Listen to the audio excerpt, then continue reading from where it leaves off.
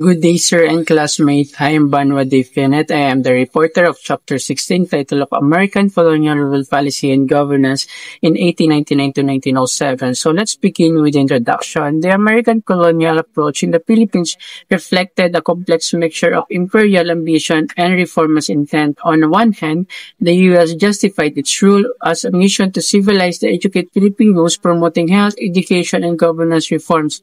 On the other hand, this so-called benevolence was rooted in the colonial mindset that denied Filipinos full independence and self-determination. The use of force and repressive laws contradicted the democratic ideals that America claimed to uphold. This contradiction shaped Philippines' perception of U.S. rule. Some saw the benefits of modernization while others view American policy as a tool of dominance. Despite the establishment of Filipino participation in government and education, true political independence remained elusive until after World War II.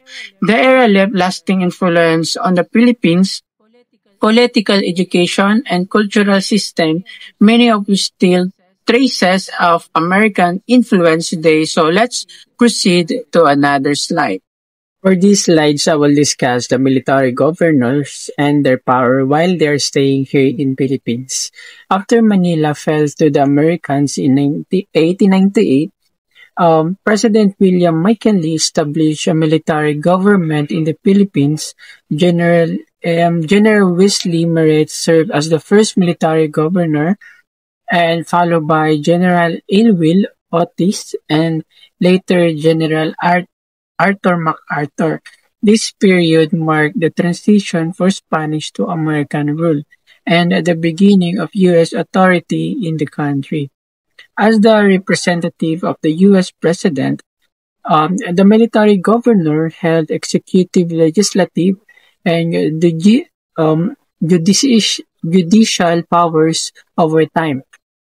These powers were gradually reduced. Judicial powers were transferred to the courts in 1899.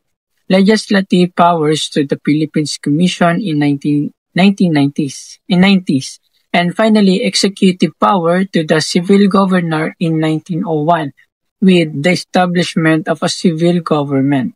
So let's talk about the duty of military governor. So the duties of military governor include specifying provinces that resist the U.S. authority and maintaining peace and order in pacified areas. We also oversaw the election of local government with Baliwag, Bulacan holding the first town election on May 7, 1899. Moreover, the military government introduced the public school system where some American soldiers serve as teachers. So the American policy in the Philippines. So by late 1898, even before the Treaty of Paris, President McKinley had already decided that United States would take full control of the Philippines. To help shape the policy, he created the Chacarman Commission led by Dr. Jacob Gold Chacarman of Cornell University. In McKinley's instructions to the commission, he emphasized the U.S. authority should be extended peacefully across the islands. The U.S. was to provide wise and generous protection for life and property and to respect Filipino customs and traditions. The commission we also told to assure Filipinos of America's just and benevolent intention. However, these claims of goodwill concealed Americans' true goal of imperial control.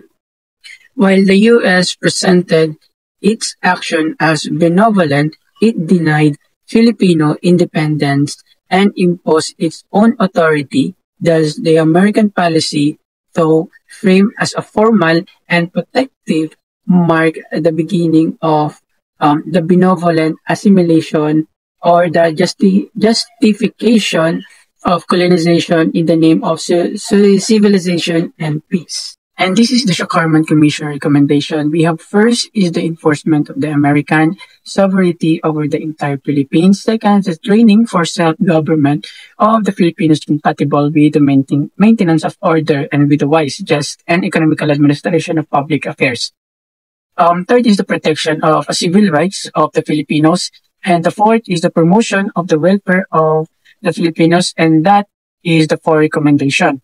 The Shakarman Commission arrived in Manila in March 1899 to study the situation in the Philippines.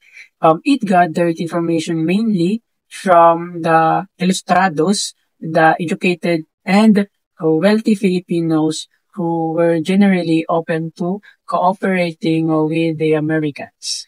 However, most Filipinos, led by Emilio Aguinaldo, continued to fight for independence and for the Malulus Republic.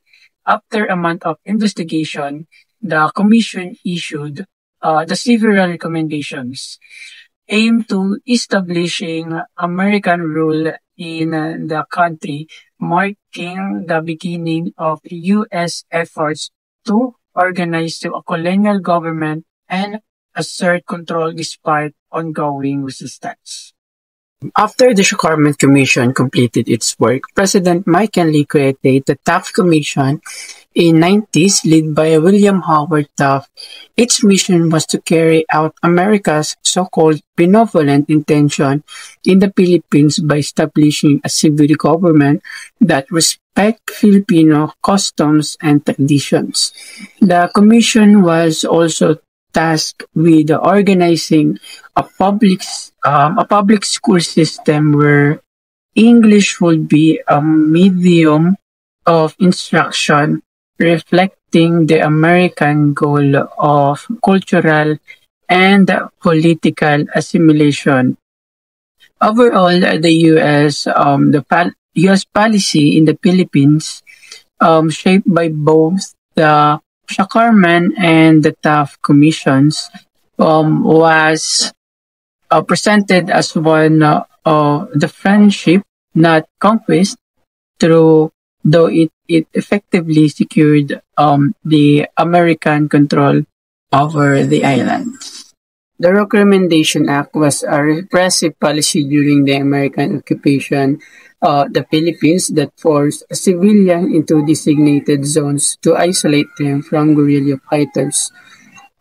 Backed by General Orders Number 100, it allowed the military to seize food and supplies from civilians and even starve both armed and unarmed natives to enforce obedience. While intended to weaken resistance, it caused great suffering, displacement, hunger, and disease among innocent people. So the Reconciliation Act revealed how colonial powers justified cruelty in the name of order. It blurred the line between civilians and combatants, punishing entire communities for rebellion. Its legacy reminds us that true peace cannot be built through oppressions, and that human rights must never be sacrificed for control or convenience. Governor William Howard Taft faces serious challenges in restoring peace and order in the Philippines, although the war had officially ended. Guerrilla resistance continued, especially between 1899 to 90s. In Luzon, many provinces remained unpacified, while in the Visayas, Filipino patriots attacked American troops at night and posed as peaceful civilians by day. Local officials secretly supported the guerrillas with food and information. Both sides suffer from famine and lack of supplies.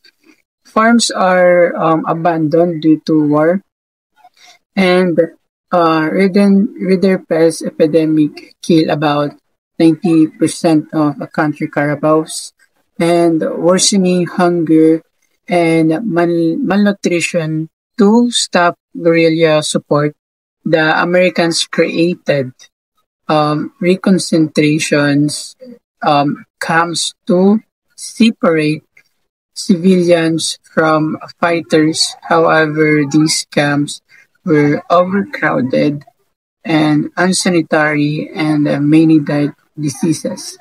Sedation and Brigandage Acts. The Sedation Law of 1901 criminalize any expression or action that advocates for Philippines independence or separation from United States.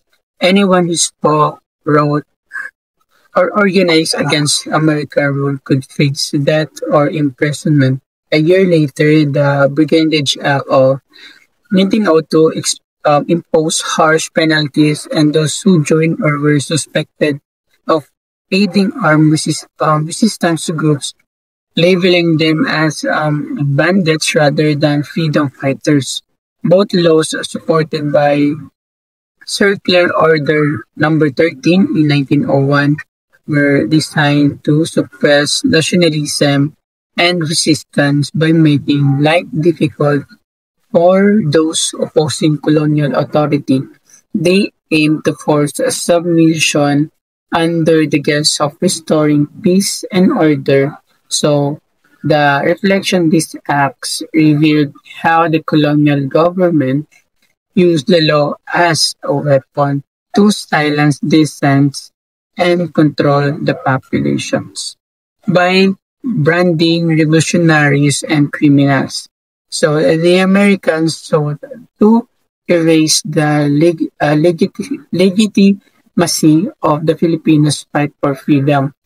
The Sedition Brigandage Act remained as that peace without justice is only another form of oppression, and that struggle for independence is not just fought with arms, but with courage and conviction.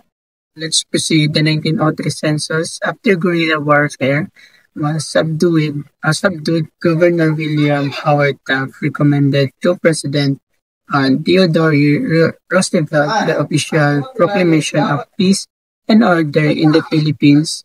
Following this, the American civil government conducted um, the country's first scientific census on March 2, 1903. The census aimed to gather accurate information on the population and resources of the Philippines, which was necessary before holding elections for the Philippines Assembly. Published in 1905 in 4 volumes, the census recorded a population of 7,635,426. First Philippine Assembly was inaugurated on October 16, 1904, marking an historic moment in a country political um, development under American rule. It served as the lower house of the Philippines legislature, giving Filipinos a limited role in governance. William H. Taft, the U.S. Secretary of War, delivered a speech emphasizing that American policy aimed to promote the welfare and self-governing ability of Filipino people. In this first assembly, Sri Kio Osmeña was elected Speaker and Manuel L. Quezon became majority floor leader, both of whom would later become key national leaders. So the inauguration of the Philippines Assembly symbolized a step toward Filipino participation government through still under U.S. control. It gave Filipinos a voice in shaping their nation's future. The Resident Commissioner's key provision of the Philippines Act of 1902 was the appointment of two residence commissioners to represent the Philippines in the United States Congress. The first commissioner was Benito Legardi in 1907 to 1912 and Pablo Ocampo to 1907 to 1909. Later, Manuel L. Quezon succeeded Ocampo in 1909. Although this commissioner could not vote, they voiced Filipino concern and worked to promote laws beneficial to the Philippines while opposing measures harmful to Filipino interests. Then let's proceed. The public school system. One of the most significant achievement of the American, just remember this the achievement of American rule in the Philippines was the creation of a public school system. Unlike the limited education under Spain, American education was free and open to all, making it more democratic. In 1901, the Department of Public Instruction was established, along with normal schools and schools of arts and trades. American teachers known as Tormasites, remember the American teacher known as Tormasites, were brought to teach Filipinos, introducing the English language as a medium of instructions. This helped promote unity and communication among Filipinos from different regions. And then the Pensionado program. The Pensionado program started in 1903, sent selected Filipino students to the United States for higher education after completing their studies. These scholars returns to the Philippines to work as a teachers or civil servants. The program aimed to produce Filipinos who meet American standards of expertise and could take on key roles in the government, mainly from upper class families through those some talented students from lower classes also benefited. And I just searched this picture in social media, and I'm not sure if they are the gifted student chooses under this pensionado program. But anyway, my report will end here, and thank you for listening. Bye and God bless. Then let's proceed on the public school system. One of the most significant achievement of the American, just remember this is the achievement of American rule in the Philippines was the creation of a public school system. Unlike the limited education under Spain, American education was free and open to all, making it more democratic. In 1901, the Department of Public Instruction was established, along with normal schools and schools of arts and trades. American teachers known as Tormasites, remember the American teacher known as Tormasites, were brought to teach Filipinos, introducing the English language as a medium of instructions. This helped promote unity and communication among Filipinos from different regions. And then the Pensionado program. The Pensionado program started in 1903, sent selected Filipino students to the United States for higher education after completing their studies. These scholars returns to the Philippines to work as a teachers or civil servants. The program aimed to produce Filipinos who meet American standards of expertise and could take on key roles in the government, mainly from upper class families through those some talented students from lower classes also benefited. And I just searched this picture in social media, and I'm not sure if they are the gifted student chooses under this pensionado program. But anyway, my report will end here, and thank you for listening. Bye and God bless.